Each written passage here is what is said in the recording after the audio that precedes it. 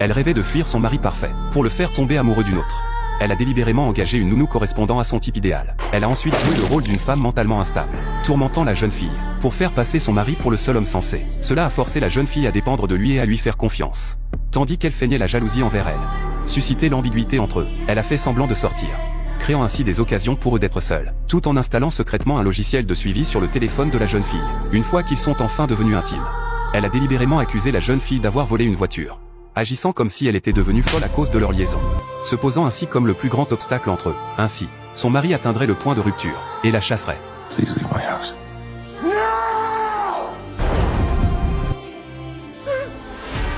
Extérieurement, elle semblait folle et furieuse.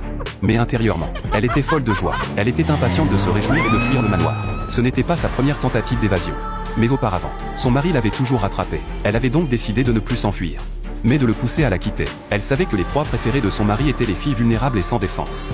Car c'était exactement ce qu'elle était lorsqu'il l'avait prise pour cible. Quand Nina avait 8 ans, ses parents avaient péri dans un incendie. Elle avait grandi dans une famille d'accueil, privée d'affection, en proie à un manque de confiance en elle et à l'insécurité. Ses fardeaux psychologiques l'avaient poussée à s'auto-saboter. Chaque fois que le succès semblait à sa portée, elle avait obtenu une bourse pour étudier le droit à l'université, mais était tombée enceinte d'un professeur marié. Quand celui-ci l'avait reniée, elle et son enfant, elle avait été contrainte d'abandonner ses études de droit. Elle est devenue mère célibataire, jonglant entre son travail et sa famille, travaillant dur comme assistante administrative à la disposition de tous. Un jour, alors qu'elle apportait des documents à son patron pendant une réunion, une tache de lait sur son chemisier a suscité un concert de moquerie. Seul Andrew a été témoin de son humiliation et de sa détresse, avec une courtoisie irréprochable.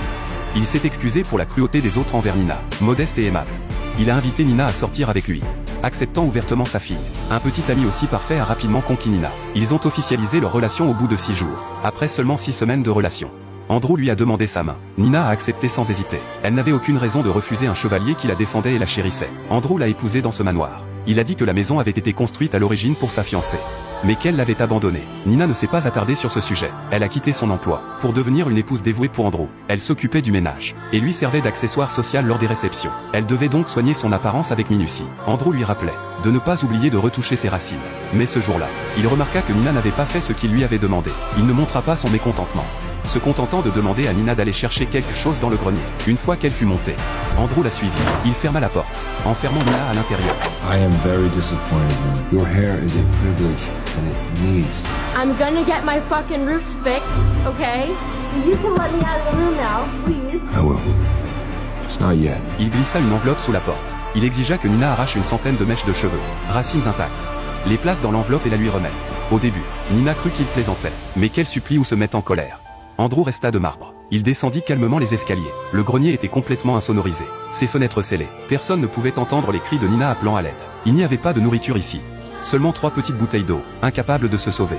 Elle n'avait d'autre choix que de se plier aux exigences d'Andrew. Elle arracha chaque mèche de cheveux une par une, puis glissa l'enveloppe sous la porte, attendant qu'Andrew vienne la récupérer. Mais il lui rendit rapidement l'enveloppe. One of the strands didn't have a follicle, so you'd have to start again.